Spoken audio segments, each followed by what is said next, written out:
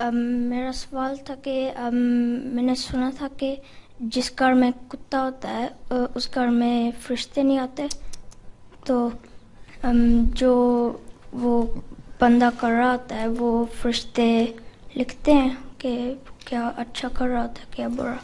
تم نے 2 سوال کر دیے ہیں. تمہارے 2 سوال ہیں کہ 1 سوال ہے؟ ایک ہیں ایک 2 مختلف سوال ہیں تمہارے. پہلا سوال یہ ہے کہ جس گھر میں کتا ہو اس میں فرشتے نہیں آتے. ٹھیک ہے، اس سے مراد یہ ہے قرآن شریف میں تو یہ بھی آیا کہ تم جو جانور تم سکھاتے ہو جن کو ہیں، اور اس میں تمہارے کتے بھی شامل ہیں، شکار کے لیے سکھاتے ہو اور شکار پکڑ کے لائیں تو وہ کھانا جائز ہے. ٹھیک ہے، گن شاٹ گن ڈاگز ہوتے ہیں جو شکاری تے جاتے ہیں، باہر لے کے جاتے ہیں، مارا فیزنٹ مارا تیتر مارا وہ جا کے پک کر کے لے آتے ہیں، ریٹریور ہوتے ہیں وہ اٹھا کے لے آتے ہیں اور ان کا کھانا بھی جائز ہے، قرآن شریف تو کہتا ہے. ٹھیک ہے، پھر حدیث میں آیا کہ جو اس طرح پکڑ کے لے آئیں شکاری کتے ان کا بھی کھانا جائز ہے. پھر یہ بھی واقعات ملتے ہیں حاصلوں کے زمانے میں کہ بہت بڑے بڑے جو بکریاں اور بھیڑیں، بھیڑ پتہ نہیں کیا ہوتی ہے، شیپس، اور بکریاں گوٹس ہوتی تھیں، اور ان کے چرانے والے لوگ جاتے تھے، جس طرح ابھی اس نے سوار کیا نا، بچے چلاتے تھے بڑے بڑے جن کے ہوتے تھے ریوڑ ہوتے ہیں بہت بڑے بڑے، 100-200 کے قریب بھیڑ بکریاں ہیں، اس کو ریوڑ کہتے ہیں. چرانے جاتے تھے، چرانے والے کتے بھی رکھا کرتے تھے، شیفرڈ ڈاگ کہلاتے ہیں وہ، اب بھی کہلاتے ہیں شیفرڈ ڈاگ. وہ ساتھ ساتھ ان کے ہوتے تھے اور وہ نگرانی رکھتے تھے بکریوں بھیڑوں کی. بلکہ وہ لوگ جو مسلمان تھے سارے، جو بکریاں بھیڑوں کو باہر لے کے جاتے تھے، انہوں نے کتے رکھے ہوتے تھے، ان کے کتے کپڑوں کو ہاتھ بھی لگا لیتے، مطلب منہ بھی لگا لیتے تھے، جسم بھی ٹچ کر لیتے تھے، اور ان کے پاس اتنے کپڑے بھی نہیں ہوتے تھے کہ کپڑے بدل کے جائیں. اسی طرح وہ مسجد میں آ کے نماز بھی پڑھ لیا کرتے تھے.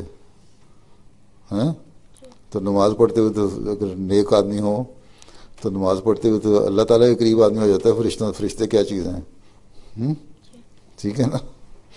اس لیے یہ یوں ہی کہانیاں بنائی ہوئی ہیں کہ جس سے گھر میں کتے ہوں اس کے فرشتے نہیں آتے، اس لیے کہ شوق بلا وجہ شوق کیا کتے نہ پالو. پھر یہ بھی ہے کہ حفاظت کے لیے کتے رکھنا جائز ہے. ٹھیک ہے، شکار کے لیے بھی کتے رکھنا جائز ہے. ٹھیک ہے، شیفرڈ ڈاگ وغیرہ رکھتے ہیں جو بڑے بڑے ہرٹ، وہ بھی جائز ہیں. ٹھیک ہے، مقصد اس کا مطلب یہ ہے کہ انسان کا نفس جو ہے نا اس کا اندر، وہ ایسا نہیں ہونا چاہیے گندا کہ جس میں وہ کتوں کی خصلتیں پائی جائیں جو صرف دوسروں کو نقصان پہنچاتے ہیں اور کاٹتے ہیں. ٹھیک ہے، اگر تم نیک ہو اور کسی مقصد کے لیے کتے رکھے ہوئے تو کوئی حرج نہیں، گھر میں بھی رکھے ہوئے نا حفاظت کے لیے، حرج نہیں. لیکن یہ منع ہے کہ تم گھر کے اندر لے آؤ ان کو، باہر بناؤ پین اس میں رکھو، وہیں ان کو کھانا ڈالو، وہیں ان کو پانی دو. لیکن اگر گھر کے اندر لے آؤ، تمہارے صوفوں کے اوپر بیٹھ جائیں، تمہارے قالین پہ بیٹھ جائیں، تم جان نماز کی جو تمہاری ہے اس پہ جا کے بیٹھ جائیں، گند کرتے رہیں، گندے پیر لے کے آتے ہیں، وہ چیز غلط ہے. پھر ان میں بیماریاں بھی ہوتی ہیں کئی قسم کی، بال وغیرہ جھڑتے ہیں. اسی طرح بلیوں کے بال بھی جھڑتے ہیں، وہ بھی گند لے کے آتی ہیں تو وہ بھی غلط کرتے ہیں.